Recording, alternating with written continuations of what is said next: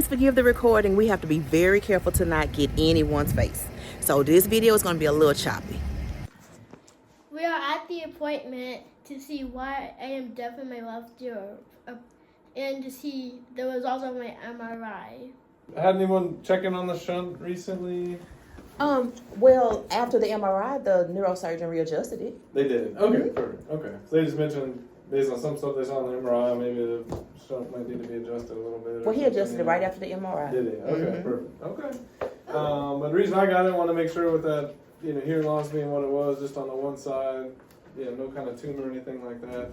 And pretty much other than the stuff you already knew about going on and the shunt and everything came back normal.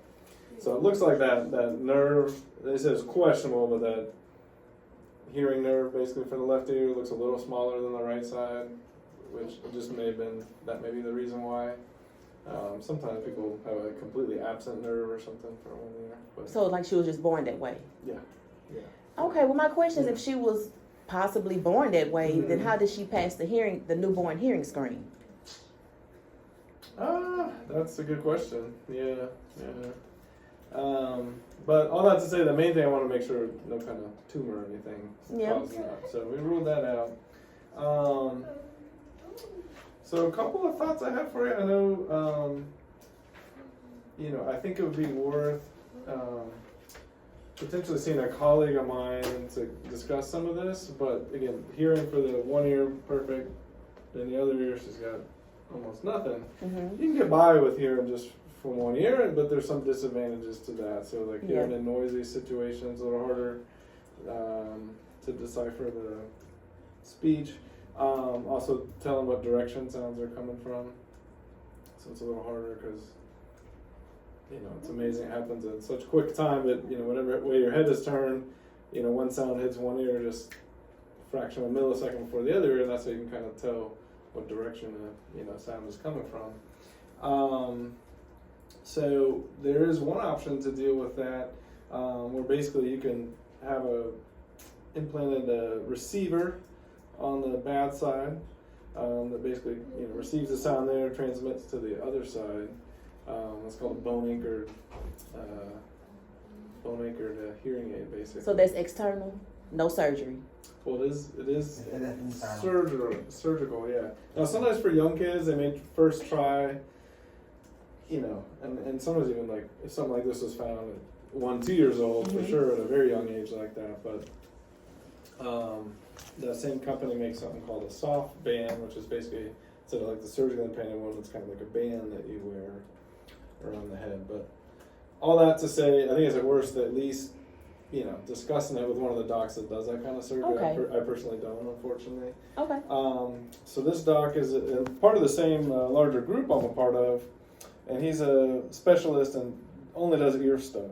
Okay. So he deals, a lot of complicated ear problems, and he does these kind of what they call, implant surgeries, whether it's a bone anchored hearing aid or cochlear implant, things like that. So he does, quite a bit of that kind of work. Okay. So we have to talk to him to see if something like a cochlear implant or something is able to look through that. Yeah, a situation where,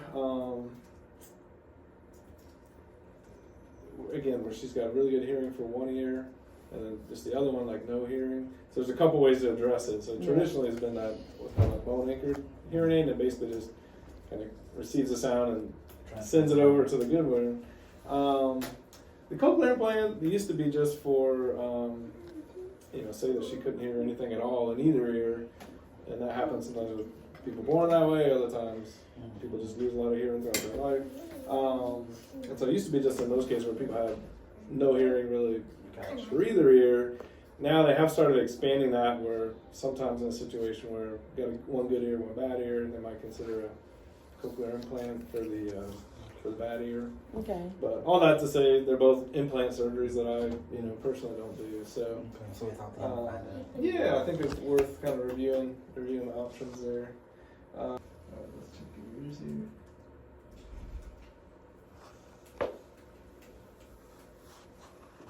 There's some wax way deep down in there. We used the D-Brox. You did use that since last time? I don't think it works good. Yeah, this side, she really didn't have much. Just that right side, which is her Yeah, They're okay. good size. So I'm looking at those mouth thing. Open up, say, ah. Can you get some wax out? Alright, let me see if I can clean some of this wax up for you, alright? And then also, the MRI also talked Mhm. about adenoids. Her adenoids. Yeah, it did mention that. I didn't notice anything obvious. I guess when I looked at it, I was looking mostly at the ears. Her tonsils are pretty normal size. I'm gonna try to clean this ear for you, okay? Be still for him. Rest your head here for me. And then turn it that way a little bit. Okay. I'm just trying to hold your head nice and still for me. I'm gonna use a little vacuum to clean your ear.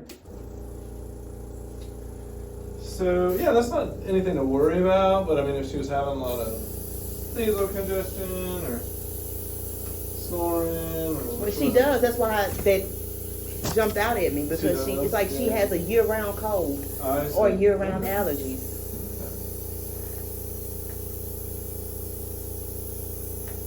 Have y'all had her try using any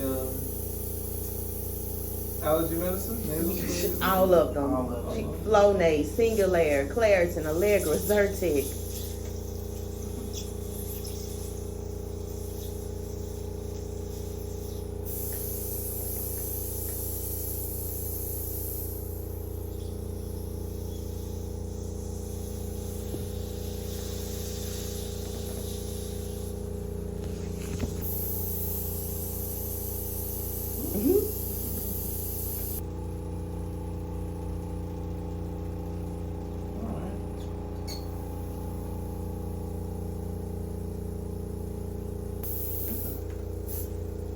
Good job. Look at most of it there. Alright. And the left ear didn't need it. Okay. Thank you. Sure. So she does have some chronic nasal congestion or snoring, and you guys have tried. When you use the Flonase, did you try for?